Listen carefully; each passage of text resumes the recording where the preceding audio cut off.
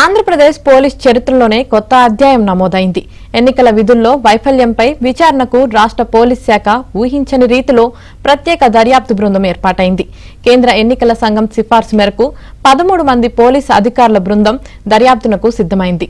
నిఘా విభాగం ఐజీ వినీత్ బ్రిజ్లాల్ ఈ టీంకు నేతృత్వం వహిస్తారు. పల్నాడు, తాడిపత్రి, తిరుపతి ప్రాంతాల్లో పోలింగ్ అనంతరం హింసను కట్టడి చేయడంలో పోలీసు అధికారుల వైఫల్యంపై బ్రిజ్లాల్ బృందం దృష్టి సారించనుంది. ఇప్పటికే ఈ వ్యవహారంలో పల్నాడు, తిరుపతి, అనంతపురం ఎస్పీలు, కొందరు పోలీసు అధికారులు పల్నాడు కలెక్టర్పై సీఈసీ వేటు వేసింది. వీరిలో కొందరిని బదిలీపై పంపితే మరికొందరిని ఏకంగా సస్పెండ్ చేసింది. ఇదే క్రమంలో రాష్ట్ర ప్రభుత్వ ప్రధాన కార్యదర్శి జవహర్ రెడ్డి డీజీపీ హరీష్ గుప్తాలను ఢిల్లీకి పిలిపించుకుని సీరియస్ అయింది. పోలింగ్ విధుల్లో డ్యూటీలో నిర్లక్ష్యంగా ఉన్న అధికారులపై వేటు పడాల్సిందేనని స్పష్టం చేసింది.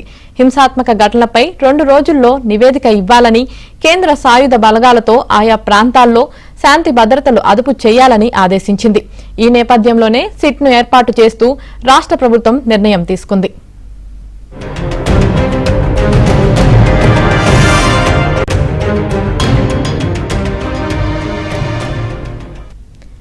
నిజానికి రాష్ట్రంలో గత 5 ఏళ్లుగా ఐపీసీకి బదులు వైసీపీ చట్టమే అమలవుతూ వస్తుంది. ఏకపక్ష ఎన్నికలు ఎలా ఉంటాయో, ప్రజాస్వామ్యం ఏ విధంగా అపహాస్యం పాలవుతుందో ఆంధ్రప్రదేశ్లో 2 ఏళ్ల క్రితం జరిగిన స్థానిక సంస్థల ఎన్నికలు ప్రత్యక్ష ఉదాహరణ. ఐపీసీ చట్టాన్ని పూర్తిగా పక్కన పెట్టి వైసీపీ మాన్యువల్ను అమలు చేస్తున్న పోలీసులు కొందరు ఎంతకు మారకపోవడాన్ని కేంద్ర ఎన్నికల కమిషన్ నిశితంగా గమనించింది. తిరుపతిలో ఓట్లు తారుమారు నుంచి పొరుగు రాష్ట్రాల నుంచి వచ్చిన దొంగ ఓటర్లు ఉప ఎన్నికల్లో ఏ విధంగా ప్రజాస్వామ్యాన్ని కూనీ చేశారో తెలుసుకుంది. దీంతో ఏపీలో ఎన్నికలపై ఎక్కువ దృష్టి పెట్టిన సీఈసీ ఎప్పటికప్పుడు రాజకీయ పార్టీలు, ప్రజా సంఘాలు ఇచ్చే ఫిర్యాదులను పరిశీలించి ఏ చిన్న పొరపాటు ఉన్నట్లు బయటపడినా బాధ్యులైన అధికారులపై వేటు వేస్తుంది. చిత్తూరు, అనంతపురం, నెల్లూరు, ప్రకాశం, పల్నాడు జిల్లాల ఎస్పీలతో పాటు Guntur range IG, Vijayawada police commissioner, intelligence chief, ఏకంగా రాష్ట్ర డీజీపీ రాజేంద్రనాథ్ రెడ్డిని కూడా వదలలేదు. అయినా ఎన్నికల పోలింగ్ సందర్భంగా ఈ నెల 13న పల్నాడు, తాడిపత్రి, తిరుపతిలో తీవ్రమైన హింసాత్మక ఘటనలు చోటు చేసుకున్నాయి. దీంతో రాష్ట్ర పోలింగ్ తీరుపై కేంద్ర ఎన్నికల సంఘం ఆగ్రహంతో ఉంది. దీంతో రానున్న కాలంలో ఇంకా ఎటువంటి చర్యలు ఉంటాయోనని అవినీతి పోలీసు అధికారుల వెన్నులో చలి మొదలైంది.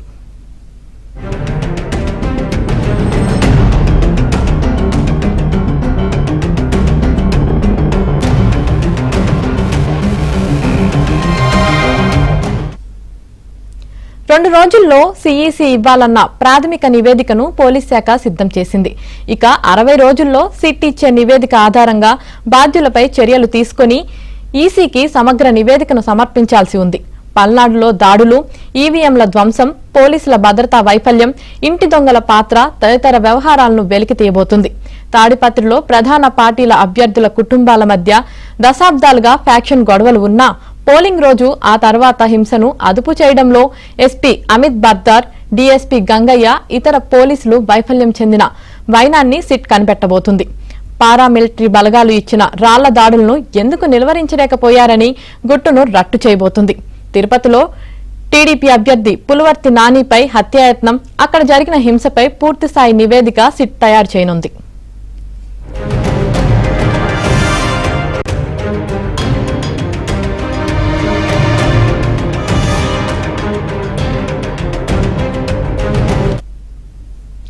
రాష్ట్రంలో పోలింగ్ అనంతర హింసాత్మక ఘటనలపై రాష్ట్ర ఎన్నికల ప్రధాన అధికారి ముఖేష్ కుమార్ మీనా కార్యాలయం ప్రాథమిక విచారణ పూర్తి చేసి కేంద్ర ఎన్నికల సంఘానికి నివేదిక పంపింది. ఈవీఎంలు భద్రపరిచిన స్ట్రాంగ్ రూమ్లు, కౌంటింగ్ కేంద్రాల వద్ద 3 అంచెల భద్రత ఏర్పాట్లు చేయనున్నట్లు మీనా తెలిపారు. ఇప్పటి వరకు కౌంటింగ్ కేంద్రాల వద్ద మాత్రమే 3 అంచెల భద్రత ఉండేదని, స్ట్రాంగ్ రూముల వద్ద 2 అంచెల భద్రత ఉండేదని తెలిపారు. పోస్టల్ బ్యాలెట్ల భద్రతకు కట్టుదిట్టమైన చర్యలు తీసుకున్నామన్నారు. స్ట్రాంగ్ రూముల వద్ద సీసీ కెమెరాలు ఉంటాయని, సాయుధాలతో నిరంతర పహారా ఉంటుందని వివరించారు.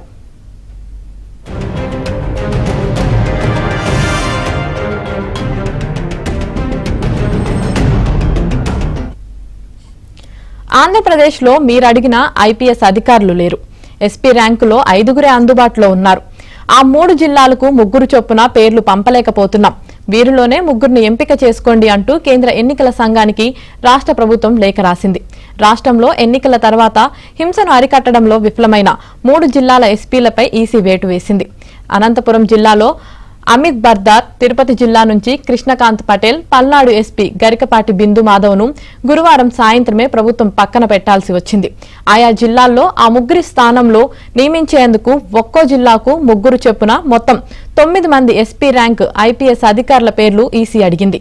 ఎన్నికల కమిషన్ నిబంధనల ప్రకారం ఎలాంటి విచారణలు లేని, వివాదాస్పదం కాని సమర్థవంతమైన అధికారులు ప్రస్తుతం ఏపీలో లేరు. దీంతో 5 ఎస్పీ ర్యాంక్ అధికారుల పేర్లు పంపుతూ సీఎస్ జవహర్ రెడ్డి ఎస్పీల కొరతను ఈసీకి తెలియజేశారు. మల్లికా గార్గ్, హర్షవర్ధన్ రాజు, కె శ్రీనివాసరావు, నరసింహ కిషోర్, గౌతమి సాలి పేర్లను ఎన్నికల కమిషన్ కు ప్రతిపాదించారు.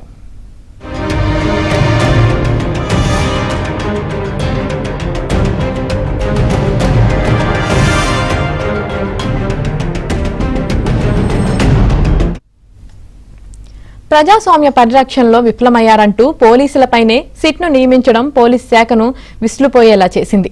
ఇది డిపార్ట్మెంట్ ప్రతిష్టకు భంగకరమని ఆ శాఖ వర్గాలు వాపోతున్నాయి.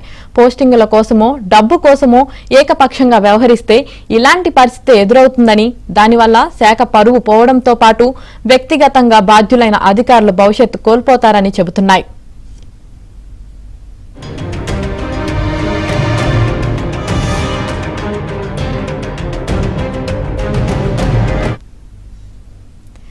వినీత్ బ్రిజ్లాల్ టీంలో ACB SP Ramadevi, additional SP Soumyalatha, ACB డీఎస్పీలు రమణామూర్తి, వల్లూరి శ్రీనివాసరావు, రవి మనోహరాచారి, సిఐడి డీఎస్పీ శ్రీనివాసులు, సిఐలు భూషణం, వెంకట్రావు, రామకృష్ణ, జిఎల్ శ్రీనివాస్, మోయిన్, ప్రభాకర్, శివప్రసాద్ ఉన్నారు.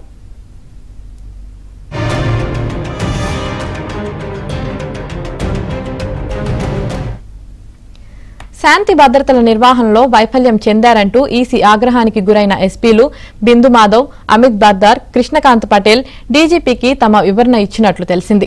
పోలింగ్ సమర్థవంతంగా నిర్వహించారని ఈసీ ప్రశంసలు అందుకున్న మరుసటి రోజే ఫెయిల్ అయ్యారంటూ మాటలు పడటంపై డీజీపీ అసంతృప్తి వ్యక్తం చేసినట్లు తెలిసింది. అయితే తాము చేయాల్సినంత చేశామని ఎస్పీలు చెప్పబోగా శాంతి భద్రతల ఏడీజీ బాగిచ్కి ఆ వివరాలు ఇవ్వమని సూచించినట్లు సమాచారం. ఇదిలా ఉండగా అన్ని జిల్లాల ఎస్పీలతో DGP Gupta Mangalagiri police headquarters నుంచి వీడియో కాన్ఫరెన్స్ నిర్వహించారు. కేంద్ర బలగాలు 20 కంపెనీలు వచ్చాయని, అవసరమైతే ఏపీఎస్పీ బలగాలు కూడా పంపుతామని చెప్పారు. ఈవీఎంలు భద్రపరిచిన స్ట్రాంగ్ రూముల వద్ద పటిష్ట బందోబస్తు ఏర్పాటు చేయాలని, అధికార ప్రతిపక్ష పార్టీల్లో అల్లర్లకు పాల్పడే వ్యక్తులపై నిఘా పెట్టాలని దిశానిర్దేశం చేశారు. ఇకపై రాష్ట్రంలో చిన్న హింసాత్మక ఘటన కూడా జరగడానికి వీల్లేదని స్పష్టం చేశారు.